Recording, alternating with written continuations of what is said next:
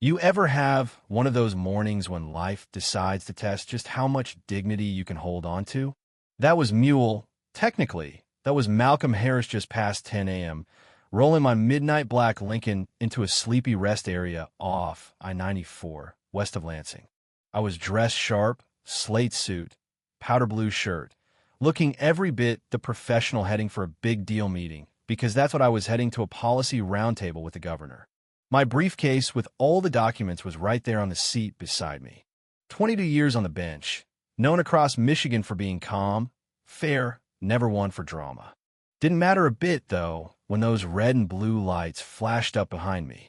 I glanced in the rear view and thought, okay, Malcolm, let's keep this simple.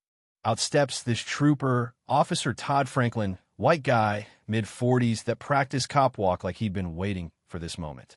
He saw a black man alone. Nice car. Rest stop, maybe that's all it takes. He radios his partner, Officer Sherry Blake, but doesn't wait for her backup. Just comes straight to my window. I lower it, hands on the wheel. Morning, officer. Is everything okay? But he just gives me that look, you know the one, like he's measuring me up for trouble. We got a call about a stolen Lincoln Continental matching this description, seen leaving a station nearby. I blinked, genuinely lost. Officer, I haven't heard anything about that. I just stopped here before my meeting. Would you like to see my registration? Instead of answering, he backs up, hand to his sidearm, step out now. No politeness, just power. I moved slow, didn't want to escalate. 6 feet tall, but feeling pretty small right then. By the time Officer Blake arrived, he had me out at the rear of my car, hands up. She seemed uneasy, but said nothing. What exactly am I being accused of? I asked, making my voice calm but clear. Franklin ignored me, started searching my car without permission. Officer, I do not consent to this search. That was all he needed. Obstruction, he barked, grabbing my arm, cuffing me hard. Blake, after a look from him, locked the other wrist. I didn't resist. You're making a serious mistake, I told them, and honestly, I meant it. Some folks in the lot watched one college student had her phone out, filming. An older man shook his head, muttering, "He doesn't look like a car thief." Franklin and Blake didn't care, marching me to the cruiser like they just made some big collar. But even in cuffs, I kept my head up, call it habit, or hope, or just stubborn pride.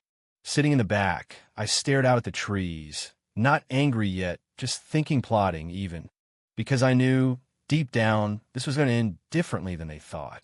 Inside the precinct near Jackson, the whole process felt like assembly line injustice. They uncuffed me, but the mark stung.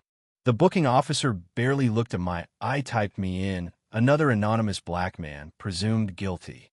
I wasn't shouting, not even defensive. Maybe that made them more suspicious. Franklin strutted past, shooting daggers. Blake kept to the background, looking a little sick. 2 hours went by, no call, no explanation. I'd asked 3 times, politely, for a phone to call my office. Brushed off every time. Around me, officers traded glances, whispered. One even said, "Guy thinks he's special." I didn't blink. They wanted me to lose my cool, but I'd heard this song too many times from the bench, wasn't about to feed the stereotype. Finally, a sergeant arrived, Pamela Weller, 50-something, hair in a tight bun, eyes sharp as a hawk. "How long's he been here?" she snapped. "Obstruction, vehicle match," someone muttered. She had me up and down. Something about my posture must have caught her. "Your name?" she asked. "Malcolm Harris. You might want to check that before this goes any further." Franklin scoffed. He's been putting on the important man act. Weller ignored him, started typing away. I waited, calm because I knew what she was about to see. Her face changed quick. She checked the screen, then checked again. Academic honors. State judicial appointments. My photo, right there, matching me. She stood up fast, heels clicking. Walked straight back, opened the holding cell. "You said you had a meeting in Lansing?" "Yes, ma'am, with the governor. Noon sharp." She turned to Franklin. "You arrested a sitting judge without probable cause, searched his car, denied him a phone call. Do you have any idea how serious this is?" All that bravado vanished. Blake looked ready to faint. Weller turned to me, her whole tone different. "Mr. Harris, I apologize. Would you like to contact the governor's office now, or have someone drive you?" I gave her a tired smile. Yes, please. Thank you. I walked out with her at my side, and suddenly everyone in that precinct knew just how badly they'd misjudged me. By sundown, that college kid's video was everywhere him in cuffs, asking, what did I do wrong? Her voice in the background. This is insane. You didn't do anything. TikTok, Twitter, Facebook Judge Harris. Rest stop profiling. 1 million views by midnight. Civil rights groups demanded action. The governor's office released a statement. Community leaders called for suspensions. Protesters gathered outside, signs reading, "Judged before justice." But what struck people most was my face, not angry, not wild, just quiet. I'd seen this before too many times. Maybe that's why it cuts so deep. Inside, the whole department was in crisis mode. Franklin summoned for a disciplinary meeting. Blake wouldn't look anyone in the eye. Sergeant Weller was on the phone, non-stop internal affairs, state legal, press. The viral video played on every screen. No more jokes. Rookies whispered. Maybe this time things would really change. Next morning, the Capitol was buzzing. Reporters crowded the marble halls, governor's staff, other judges, everyone on edge. When Malcolm Harris walked in, people stood, not because of protocol, but out of respect. I sat at the table, across from the governor. We're honored to have you, Judge Harris. Thank you, Governor. The timing speaks for itself. Before the agenda began, I asked to speak. Yesterday, I was detained, handcuffed, no cause, just suspicion. The video speaks for itself. This isn't just about me. Unless we act, it'll happen again and again. Trust is built on dignity, not just law. The room shifted. Instead of talking policy, everyone zeroed in on the issue at hand. Videos replayed. Legal experts weighed in. Civil rights leaders brought in. And then, the twisted special review of the officer's conduct, with me asked to oversee. I hesitated, but after legal counsel confirmed, I accepted. The hearing was packed. Franklin looked like a ghost. Blake wouldn't meet my eyes.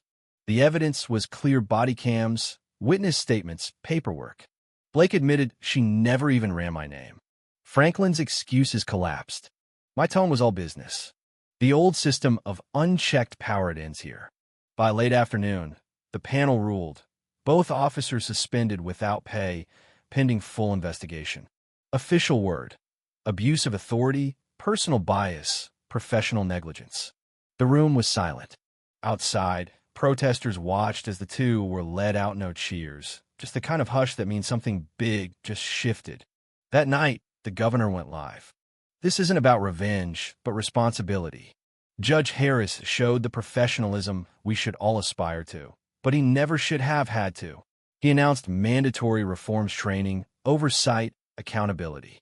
When they asked me to speak, I kept it short. What happened to me happens to people with no camera, no title, nobody to speak up.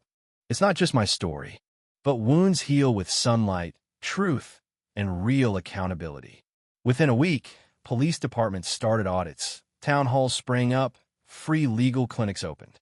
My image in that Capitol became a sign that justice done right is possible. Franklin and Blake's cases got reviewed, their past actions dug up. I returned to the bench, never mentioning my ordeal, never giving special treatment, but everyone who entered that courtroom felt it. The standard had changed. 3 months later, on the academy steps, spring blooming, I addressed the first class of new officers trained under those reforms. 3 months ago, I was on the other side of the badge, treated not as a judge, not as a man, but as a threat. That could have made me bitter, but it made me more determined. You're not here just to enforce lawyering, here to protect dignity, every time, for every person. The recruits listened. As I left, a young black cadet stopped me. "Thank you, sir." I nodded. "Go serve with honor." Change comes slow, sometimes quiet, step by step, choice by choice. That day, I walked away not as a victim, but as someone building something better, knowing reform never comes easy, but it always matters. Power isn't always loud. Sometimes it stands steady and waits for the world to catch up. So let me ask, what would you have done in their place? Where do you stand when justice gets put to the test? Is it just a word, or is it something we build every day with every choice? Drop your thoughts below. Let's talk about justice, dignity, and the real meaning of doing right, especially when nobody's watching.